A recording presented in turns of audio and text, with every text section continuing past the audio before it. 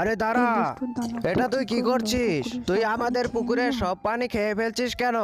জল পড়ে হ্যাঁ কি বাবা, জল পড়ে ভাই, তাড়াতাড়ি আয়, আজকে এই পুকুরে গোসল করব। তাড়াতাড়ি না, মিয়া। আরে ভাই, এত বড় পুকুরে এত কম পানি কেন? জানি না তো। আমি বলছি এখানে তো কোম্পানি কেন? একটি দানব এসে আমাদের পুকুরের সব পানি খেয়ে ফেলেছে আর জল পড়াকেও খেয়ে ফেলেছে। আমি ওর হাত থেকে তোমাদের বাঁচাবো। ওই দেখো দানবটি আসছে।